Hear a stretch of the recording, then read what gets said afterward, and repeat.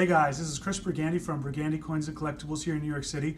Today I want to talk about an important little sector of the hobby that has really grown in recent years, and that's signed vintage baseball cards. So everybody knows people who collect autographs and people who collect baseball cards, but this is where they combine.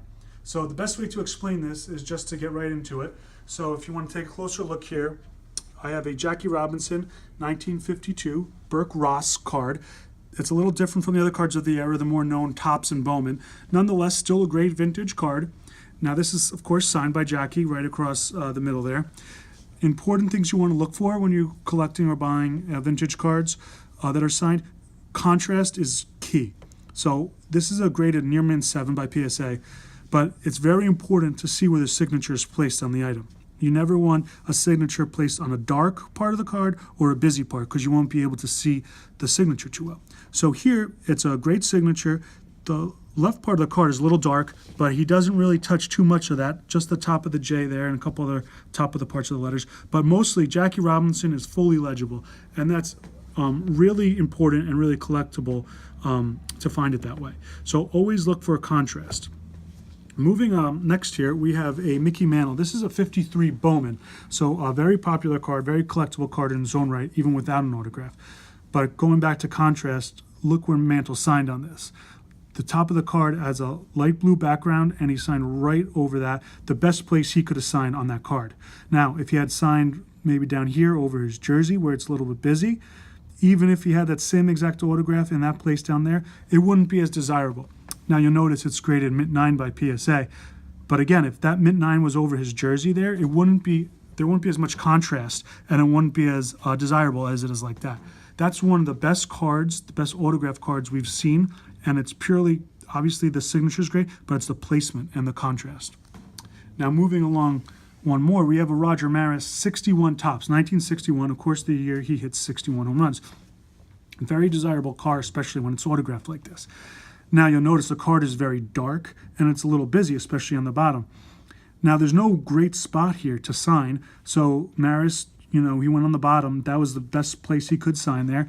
It's a strong autograph, graded 8 by PSA, but again, it doesn't have a light part of the card where he could sign and provide great contrast. Still very desirable this way, but it's the best he could do.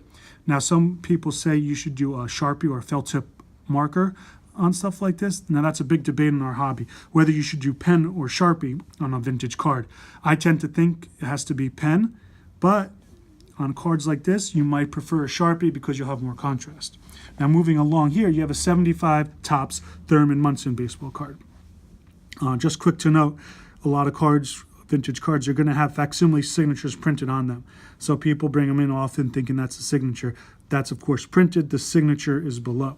Now, he signed here in Sharpie, and this is what I was just talking about. Would you prefer pen or Sharpie? Now, Sharpie is going to have more contrast, but pen has a better vintage look, and I think that's what real collectors are looking for. However, Thurman Munson is a very rare autograph. So he died in 1979, right, 4 years after this card was made. You didn't have a choice. You got this card signed when you saw him, and that was it. A lot of these other guys, like the Mickey Mantle, for example, he died in 1995. So in the 80s, when people were getting things autographed at autograph shows and other such, they would start bringing cards in like this. Now, getting something signed vintage is very popular, or not as popular as today, but it's very collectible and very valuable. So Jackie Robinson autograph, this was done probably in the 50s or 60s. He died in 1972.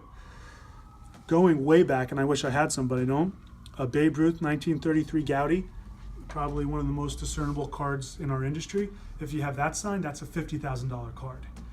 Again, people didn't think to have players sign cards back then.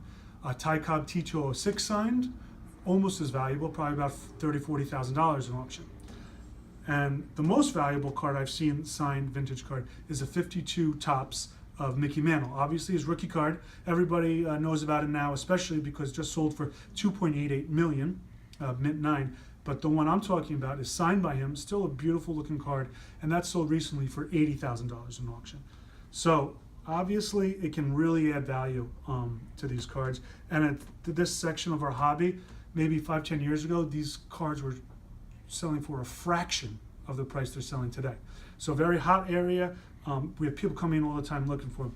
Now, real quick, I just want to show you this front row here, and you'll notice these are all modern cards. We have Aaron Judge here, 2017, starting over here. Now, these cards come autographed. So when you buy a pack of baseball cards now, there's autographs in them. Not necessarily, but you hope for that.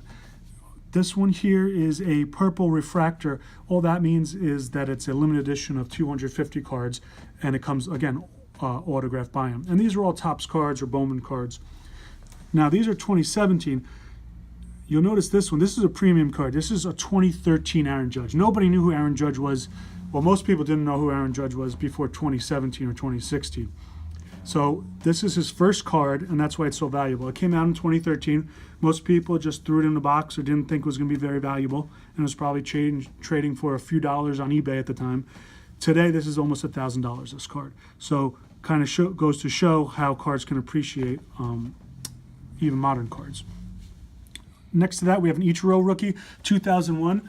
This is one of those cards that kind of kicked off the autograph baseball card area. This is one of the most collectible 2000 or early signed rookie cards.